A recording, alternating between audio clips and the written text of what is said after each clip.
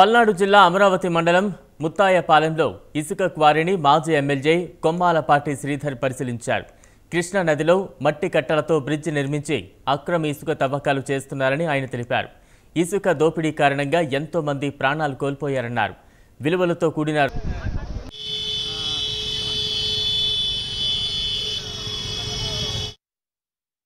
నేను ఫ్యాక్షనిస్ట్ను కాదు, ప్రజలకు సంబంధించిన వ్యక్తిని. తప్పనిసరిగా ఇప్పుడు ఇందాక ఏదైనా చెప్తున్నాను, ఇప్పుడు మరి అంత ధైర్యం ఉంటే నేను అనేది ఒకటే, అంత ధైర్యం ఇది ఉంటే పోలీసులను పంపించేసి రెచ్చగొట్టే వ్యాఖ్యలు చేయొద్దు అనే దాని మీద ఎందుకు నోటీసులు ఇచ్చారు? రమ్మనమనండి. వ్యక్తిగా ఏదన్నా ఉంటే ప్రజల తరపు నుండి ఏదైనా మాట్లాడి నేను కూడా సిద్ధంగా ఉంటాను. నాకు తెలుసు ఏది మాట్లాడాలో ఏది మాట్లాడకూడదు కూడా నాకు తెలుసు.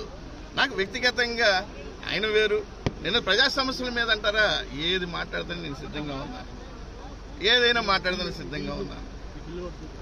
అర్థమైందా? అవసరమైతే ఇప్పుడే ఉంది అనుమతి లేకుండా మరి తవ్వుతున్నట్టు ఉందా లేదా? ఉందా లేదా? ఇది ఎవిడెన్స్. రోజు ఒకటి ఇప్పుడు ట్రిబ్యునల్ కి, ఇప్పుడు నేషనల్ ట్రిబ్యునల్ కి ఈయన అనుచరులు వెళ్ళారా లేదా ఢిల్లీ? నేడు ములుగులో బీజేపీ